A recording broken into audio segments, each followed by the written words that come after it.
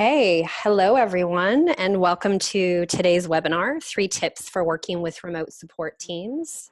I'm Sonia Balzer and I'm marketing at SupportLogic. I'm going to be in the background hosting your webinar today. Our speakers will begin their presentation shortly, but first I just want to go over a few housekeeping items to make sure you have the best webinar experience possible. All attendees are in listen-only mode today. The webinar will last for about 45 minutes and we'll be doing a live Q&A at the end, probably starting about 30 minutes from now. So if you have any questions, if there's anything you want to ask our speakers today, please don't be shy. You can get your questions to us throughout the webinar in one of 2 ways. You can either use the Q&A tab or the chat window. And you can access either one of those from the box to the right of your screen that you're looking at right now, or through the Q&A or chat icons that you see located in the bottom of the meeting window in front of you.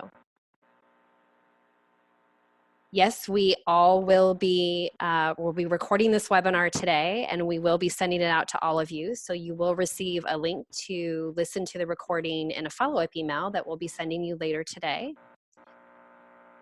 And one other thing to note is we will be opening one polling question during today's presentation. So when you see a polling window open in the screen in front of you, please be sure to select your answers and submit. And we'll be sharing the results anonymously during the webinar. Okay, and with that, Krishna, I will turn it over to you. Thanks, Sonia. Welcome everyone for this webinar. It's part of the first webinar that we're doing, which we hopefully with this is going to be a 3-part series that we want to do. And the motivation for us to do this webinar is that I've been having conversations with a bunch of support leaders, and I've been hearing their support challenges moving their team completely remote. So we thought it would be we thought this is a great opportunity for us to share some of our wisdom and our experience dealing with this in our past lives. I come from the support background. I've experienced this in the past. I remember the good old days when we had flip phones. I did support, remote support, weekend support, and you have to get a PCMCIA card on your laptop to get internet access so that you can be or you can have internet access wherever you go. So things have progressed quite a bit. Luckily, we are living in a time where remote collaboration is much more easier to do compared to the past. But still, there is a lot of other challenges that one has to go through. So I'm really, really excited to bring FT, one of our esteemed professional in this space, to talk about this topic. For people who are not familiar with FT, FT has decades of experience as both as a support and as a customer success exec. And she's the founder and owner of FTWorks. She's also very well known for the books that she has written, many books, including The Art of Software Support, Just Enough CRM, Collective Wisdom, and many others. So please join me in welcoming FT to present this content. I'll be here for Q&A. The floor is yours, FT. Thank you so much, Krishna. I really appreciate it. I hope everybody can hear me okay. So today we are going to talk about working from home, and especially having our teams work from home. Now, working from home is not entirely new, right? Because a lot of us check emails maybe in the evening. A lot of us are going to spend a bit of time on Sunday night getting ready for the week, right? So we've done this before, but not like this. We have not done this all day, every day. We have not done this with everybody on the team working remotely. And also, we are doing this in a very sudden manner without much preparation or planning. So that creates a number of issues. Let me talk about some of them, and then we'll have a poll to see what you are experiencing. So the most obvious one might be that we don't necessarily have a proper setup in the office. at home, right? I've been working at home for 20 plus years. So yes, I have a good desk chair and I have a door on the room that I work in, etc. Right? Not everybody does. Last week, I was speaking with a long-term client of mine. I've known him for a long, long, long time. And I could see he was sitting on his couch. And he told me first thing, he said, my back is killing me. And I was very direct. And I said, you know, you need to get off your couch. You need to go sit in a proper chair. It's going to help, right? So we have these practical challenges. Also, similar to that, we are now very close to our refrigerator, and we don't really have a lot of structure in our day. And this is particularly difficult for people who are not used to doing this. So think about that for your team. What does that mean? Second category of challenges, I call them coordination challenges. So the idea here is, especially in support, which is a team sport, right? We need to work together, right? And if we are working in the same location, it's really very easy. Let's imagine that I work with Krishna every day. I don't, by the way, I regret it, but let's imagine, right? If we were both of us in the office, I can just glance over to him and I will immediately know a couple things. First, that he's there or not, right? And second, whether he seems to be in a mood and in a disposition and a time that I could say, hey, Krishna, I need help. So that is a wonderful thing that we do without thinking when we are in the office. But obviously, if everybody's working from home, you can't do that anymore. So you have to be much more intentional, much more formal in the way we coordinate with each other. And that's essential because in support, we really do a lot of helping each other. So let's move on to the third big challenge that I see, and I see it in the chat at the same time, which is family interruptions. So childcare. My children are all grown, so I don't have to worry about it. But one of my partners has 5-year-old twins. Just have a moment to think about him right now, right? So he and his wife he normally works from home. His wife is the principal of the school, but of course they're all working remotely, and it's very hectic managing schools from afar, right? And they have to figure out what to do with the twins, right? So they take turns, and you know they can't have conference calls at the same time, etc., right? So that could be quite difficult for some members of your team. All of us, whether we've been working from home or not, can be a little worried these days. I can tell you for myself, I'm not very worried for my health, but I am worried about my father, who is quite old and living on his own, thousands of miles away. Not a good place to be, right? So there are worries. There are some folks who are going to have a very hard time being alone or being lonely. Again, people who've been working from home, they know how to deal with that. But even with that, I work from home. I don't feel lonely because at the end of the day, I go and I see lots of people. And guess what? I can't do that anymore, right? So that is going to be an issue, loneliness. And then there could be boredom. Some of you could maybe wish you could be bored because there's so much work. But for many of us, call volumes are down a little bit. So there could be issues with boredom. So let's think about this for a second, and Sonia is going to put up a poll for you. I'm very curious to see what it is that you are struggling with.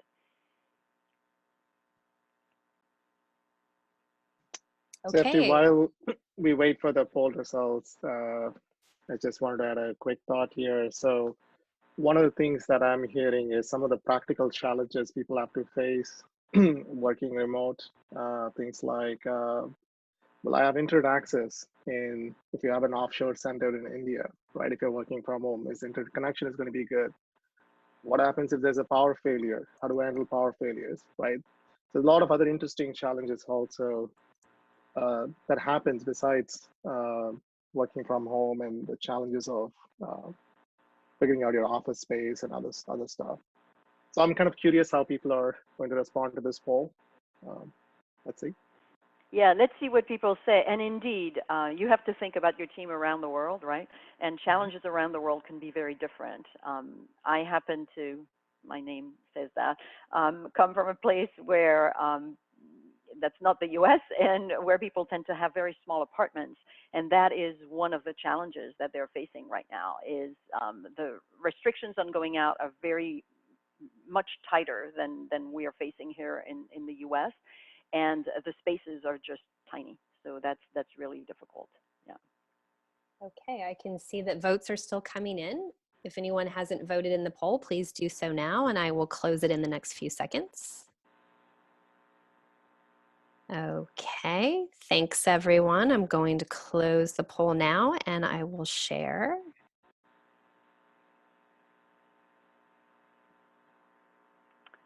Okay, well, I guess my team is quite typical of what we are saying, right? Childcare needs are really up there, very big. I hope you don't all have young twins. And then feeling alone is also quite high. So we will talk a lot about these items under what I will call in a minute real life or people. And then we'll talk about how to ask for help, etc. Yeah. Thanks very much, Sonia.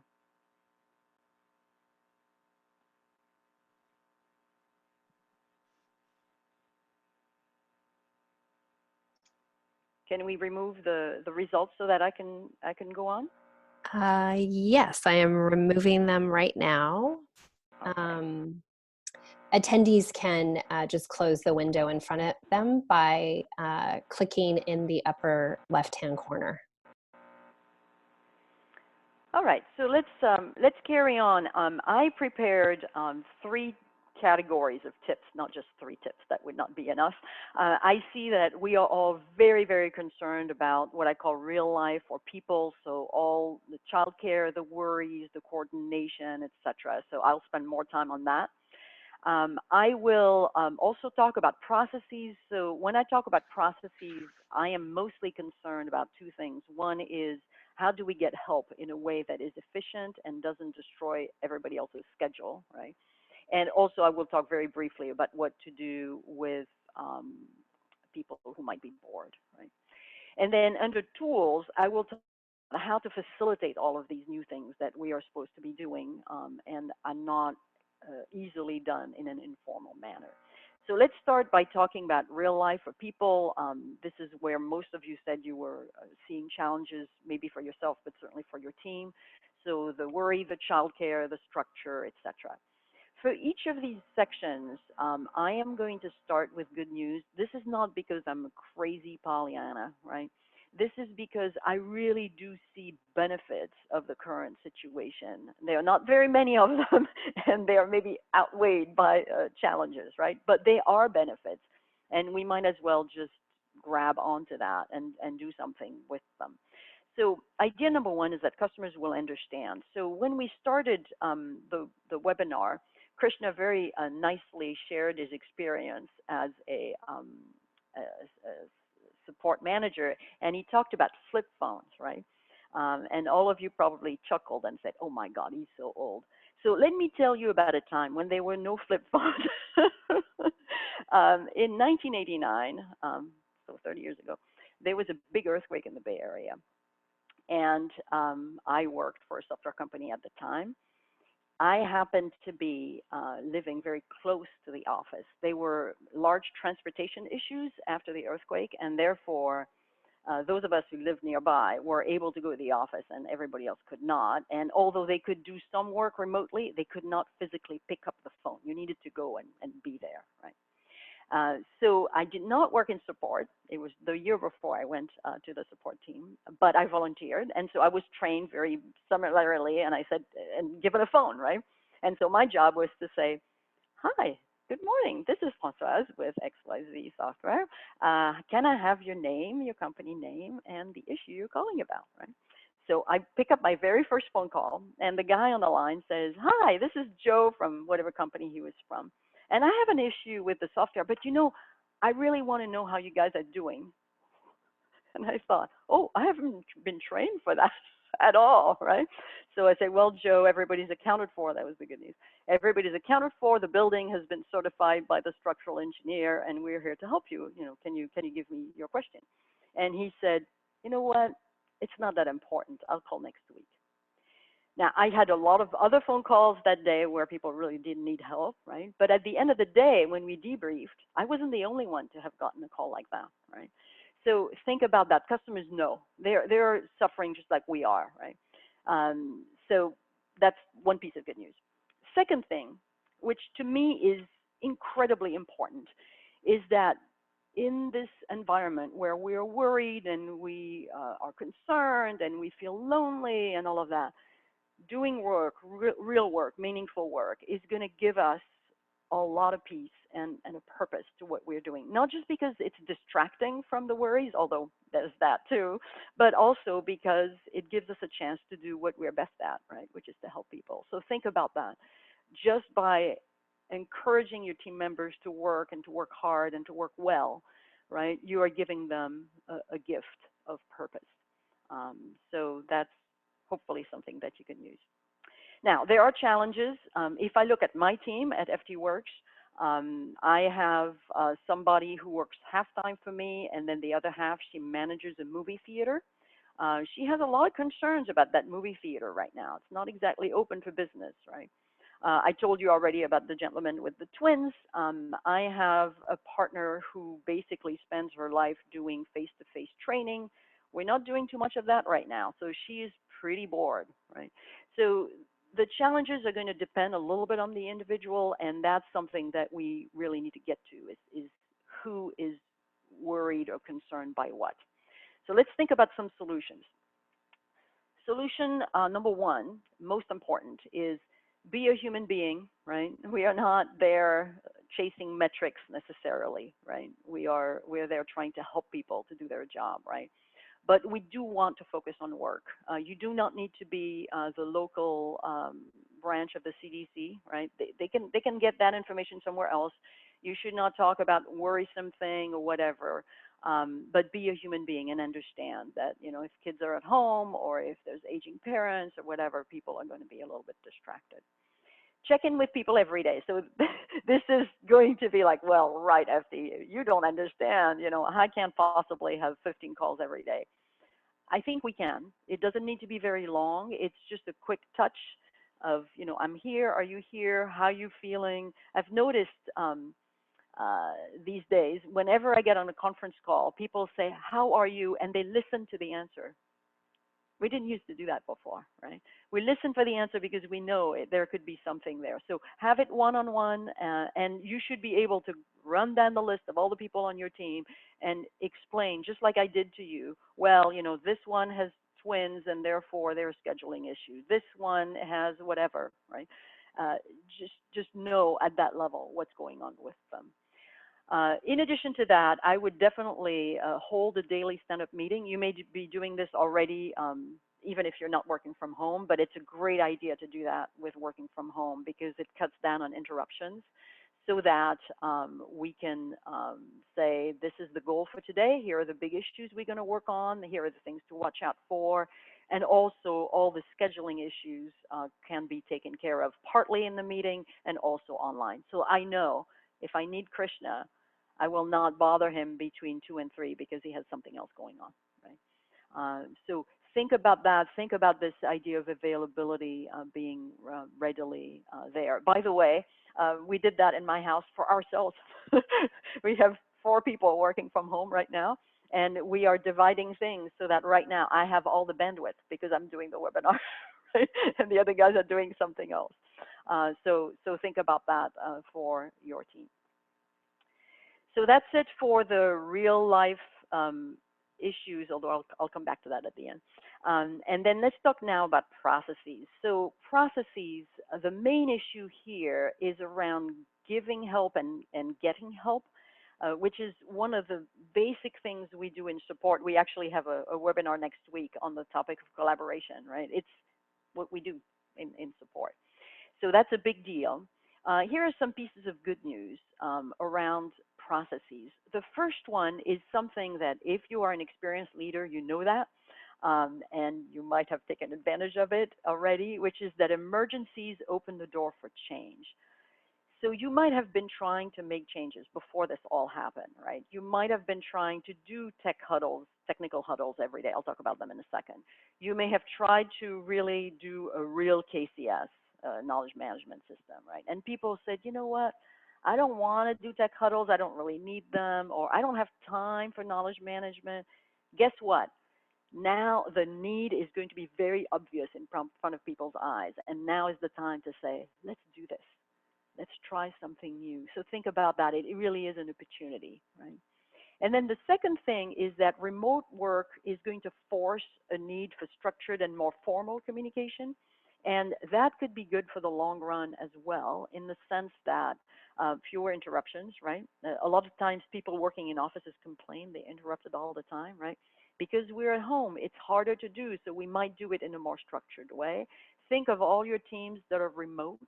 They really need that level of formality, right? A lot of people complain, well, headquarters doesn't understand us. Yeah, because we do not formalize things. So think about that. That could be a plus going forward. So challenges are usually around help, right? Getting help, receiving help, and of course, we'll talk very briefly about people who are bored, right, and need something to do.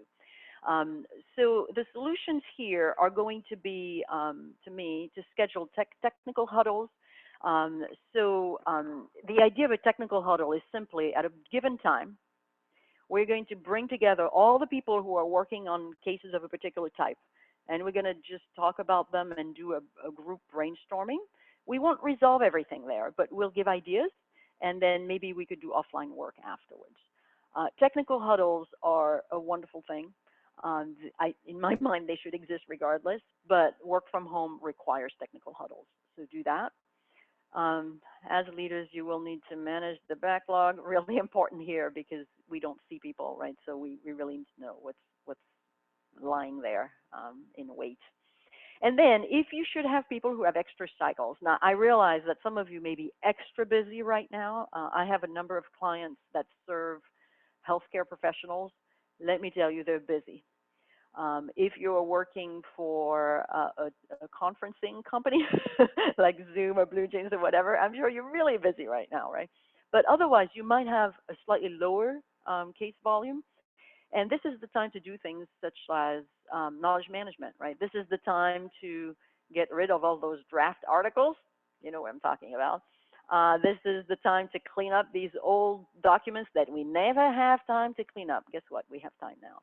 This is the time to do second loop stuff in KCS, right? To write the troubleshooting guide that has been on the back burner since, last summer.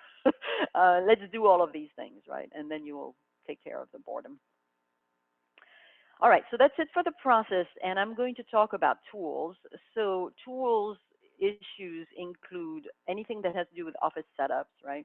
And as Krishna reminded us, it could be much deeper than a good chair. It could be, I need a generator, right? Because my electricity supply is not very reliable. And then I'll talk about all the tools for collaboration. So the good news here is that you have all the tools that you need. I don't mean for personal office setups, but I mean to communicate with each other. You really do. It's not a matter of number of tools. It's really a matter of the tools not working well together. We'll talk about that in a second. So you already have a case tracking tool, I'm sure, maybe Salesforce, right? You already have communication tools, coordination tools, so email, Slack, whatever. You already have collaboration environments, the knowledge base, maybe Google Docs, maybe Zoom or GoToMeeting or WebEx or whatever for direct communication. So all of that exists already, and you probably don't need to invent anything. You just need to invent another way to use them, right? So let's think about the challenges. Challenge number one, I am not set up for remote work. This has been discussed ad nauseum by the press and other vendors, so I am not going to spend much time about this. I think Sonia is planning to put some interesting links in the chat so that if you want to look at what other people are saying about that, you can. The New York Times has had stuff, Zoom, GoToMeeting, WebEx have had very good summaries, so help people with that if needs be. The issue is really that the tools don't talk to each other, and in particular, it's really hard to get help and receive help. So let's think about this. Tips for office setups are already in the chat. Thank you, Sonia. For the rest, idea number one is to designate a single tool for each activity. You know, what happens sometimes is that everybody has their favorite tool and they, oh, well, I can't possibly work in Slack. I'm going to go work in whatever Teams over there, right? This is the time to say, this is the law, right? And remember, emergencies open the door to change, right? This is the time to say, we shall have only one system to do each task. Only one system for case tracking, only one system to ask for help, whatever it is, only one system to do knowledge management, et cetera, et cetera, et cetera. So you can definitely push that. Right? And then the last thing I would suggest is this idea of really working on the skills matrix. So the skills matrix is a very simple document that just lists all the things that people know how to do, right, with your product or networking protocols, programming languages, whatever, right? And then across would be levels of mastery, right? So from absolute beginners, you know, if I was to rate myself on networking protocol, I would be a good 0, right? But then you could have a 5 for other things, right? So the guru would be rated like that. So a lot of teams that I work with have skill matrices that were last updated, maybe not when flip phones were around, but they were last updated last year, right? So this is the time to really do that. It's very simple to do it. You can put it in the KB. You can put it in a Google Doc, right? Just make sure that you have that available. And that will be the way that people can ask each other for help, right? I now know whom to ask for my networking issue. All right, so we have talked about your team. I would like to spend just a quick minute talking about you. It's very hard to be a leader in an emergency. It's really, really hard. So I thought I would leave you with a couple of good news that you can kind of hold on to as we work through this. Idea number one is emergencies can make teams stronger. So I have been thinking, and I'm sure you can hear it in my voice even, right? I've been thinking of a team I was with a couple decades ago where the company we worked with had a lot of financial issues and we had to do layoffs and it was very hard. And in the midst of this, we had to maintain, you know, great service to our customers. It was rough. And I can tell you right now, I can think of everybody on that team, and we are still incredibly loyal to each other, and we'll do anything for each other. So that is what you're doing right now, is you're building that team. If you do well, you're building that team that will be so solid and will take you through anything else afterwards. So think about that. You are building the team. You think you're just coping, but you're actually building the team. And you may want to make that very explicit to your team. Secondly, as we mentioned, emergencies can help with change. And so use that. You have a pet project, it's related to what we're doing right now, go for it. This is the time. People are going to accept change, so do it, right? And then just like it is for your team members, it's true for you as well. If you do real work right now, you will be less worried and you will feel a lot better. A lot of us got into this business of support because we like to help people. This is our chance. We may not be on the front line, right? We may not be the medical personnel or the folks at Costco, right? But we are helping people and that makes us feel good. So with that, I am happy to take any questions that you may have. I know, Sonia, you're gonna set that up for us, so I'm listening. Yes, I'm queuing up some of the questions that have been sent in right now. For everyone attending, don't be shy. If there's something you want to ask FT or Krishna, please go ahead and type it to us in the Q&A tab or in the chat window, whichever you're comfortable with.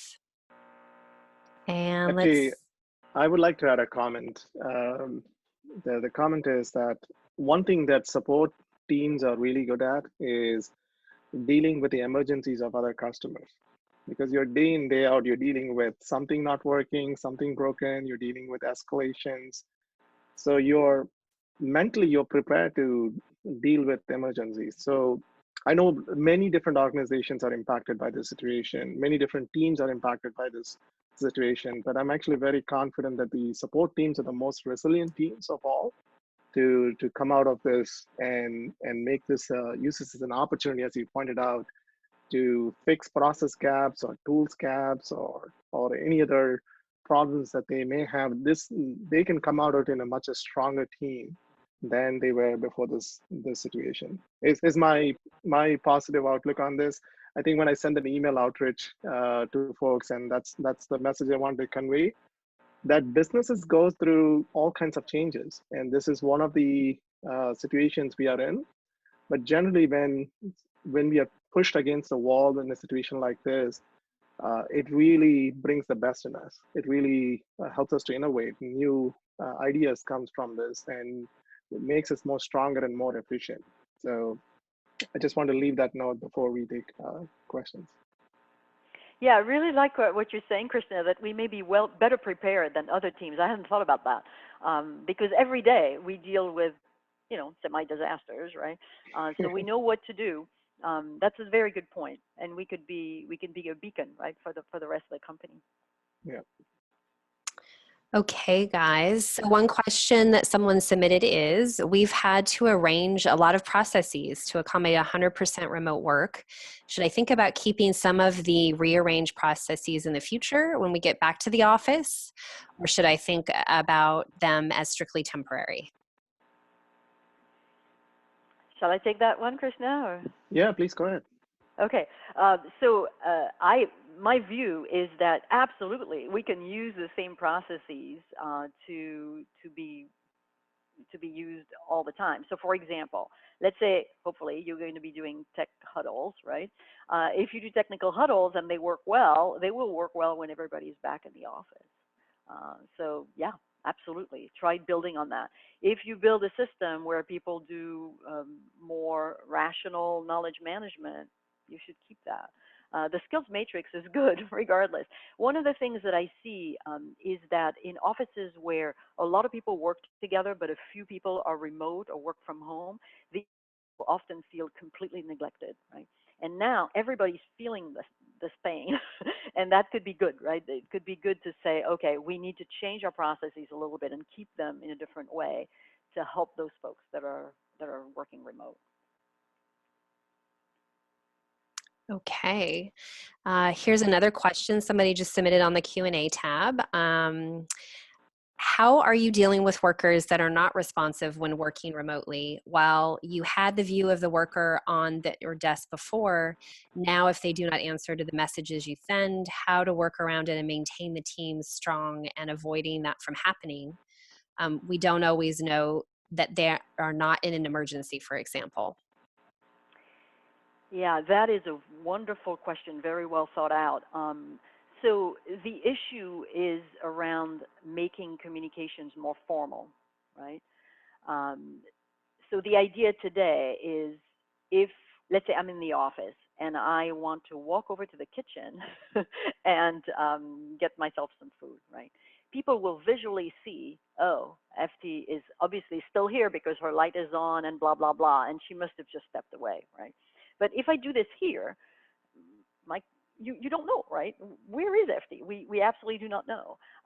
So it means that everybody has got to be much more disciplined. And again, you need to have this availability, hours of availability for people, and set some very strict rules, right, around how we're going to do this, right? If you step away for 5 minutes, that's fine, but we do expect, right, that you will be here during the hours that you say you're going to be available, right?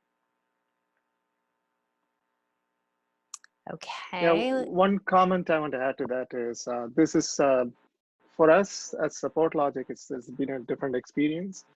Right from the get-go, our team has been pretty distributed. So we have, I don't know, we have like 7-8 time zones already for a company of our size. That's pretty, I thought it's pretty incredible.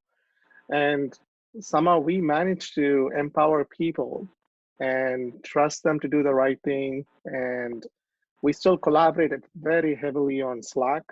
Everything happens on Slack for us. And we know who's doing what, work happens around the clock. And it has been culturally ingrained for us right from the get-go. But I do see challenges people may face if it's not part of your DNA. And this is something you're now starting to scramble and think through. How do you implement this in your organization?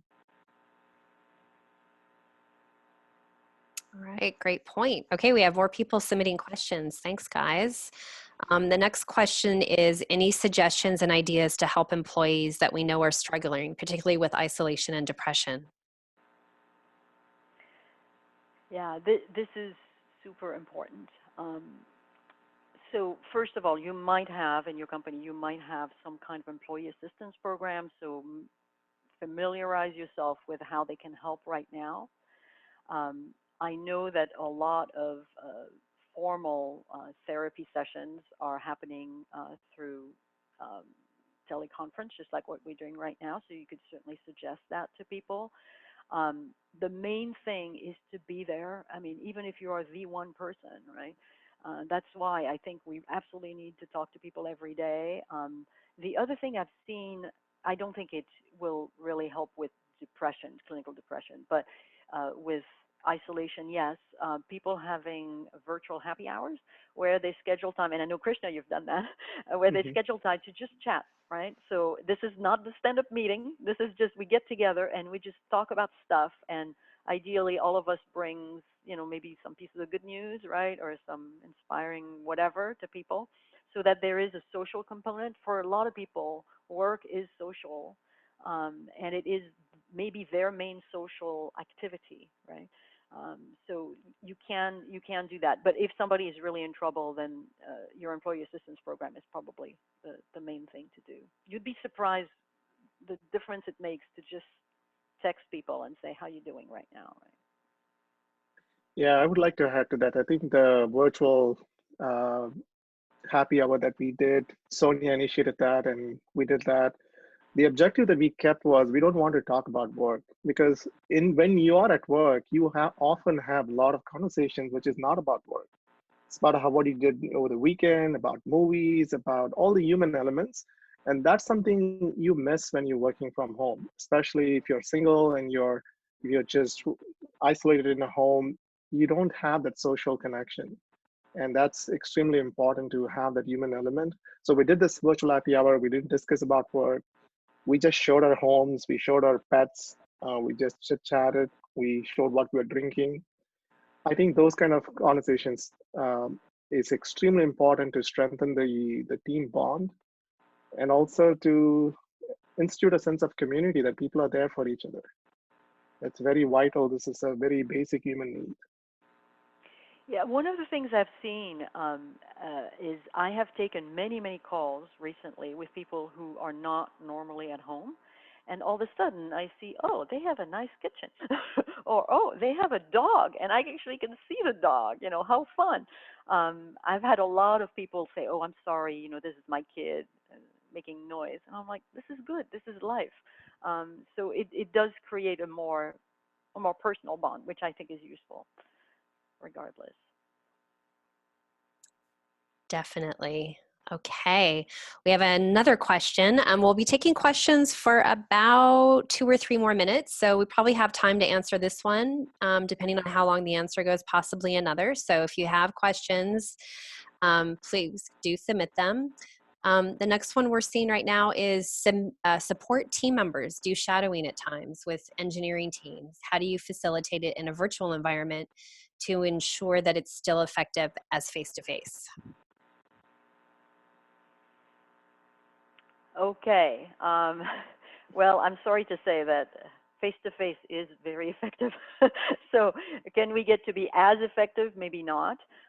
Again, everything has to be done in a more formal and organized manner, but it is possible, right? I can certainly shadow people.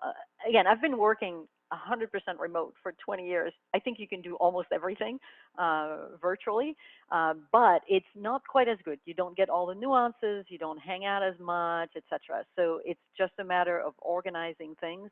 One thought is this current emergency will not last forever, right? So maybe some things that are just hard to do right now and not essential to the business, maybe we just pause, right, if it's too hard.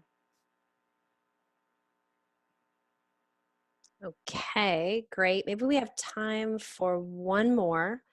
How do you recommend employees communicate to their leadership that there might be performance disruptions? Some companies are doing away with performance reviews for this half of the year. How do we standardize that?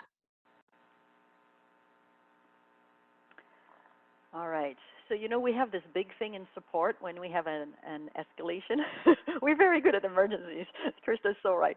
So when there is an emergency, like an escalation, we have this big rule that we will not discuss root cause or who did wrong or whatever until the escalation is resolved, right?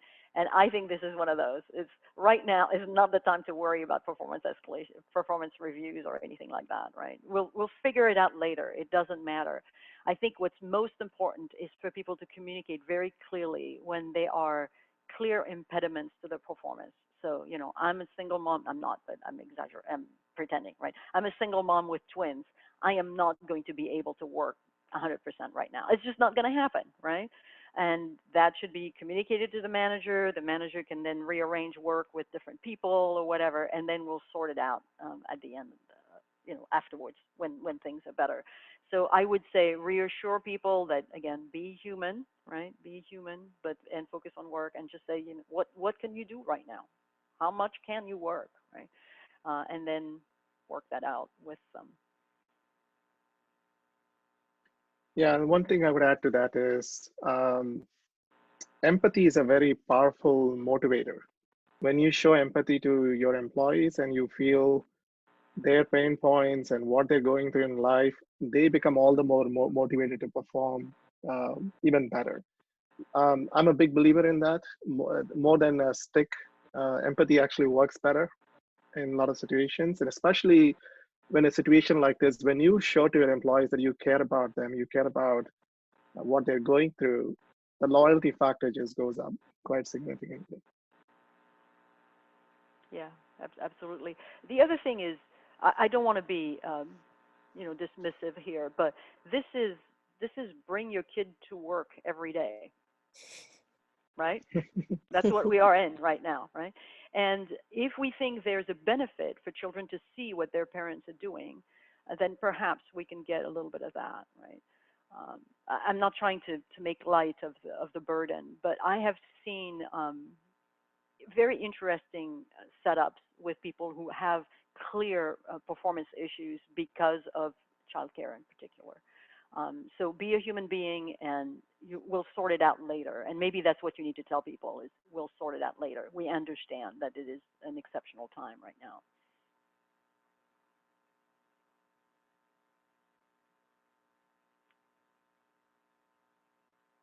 Okay, and we're closing in on 45 minutes, and we know everybody's got to get back to their regularly scheduled days, but thank you to all of the attendees for being here today and participating with all of your chat comments and questions. Krishna, FT, thank you so much for presenting the webinar today. I don't know if either one of you want to wrap up with any closing notes. I think I'll just say thanks very much for being here with us, and hang in there. It's pretty intense right now for leaders, but again, at the end of the day, we'll come out stronger as a team if we do it well. I knew that. Yeah, I just want to extend my thanks to people who attended, and also FD especially. I know your wisdom of working remotely for the last 20, 25 years is extremely handy for folks who are attending this event today. So really, thanks for sharing your inputs.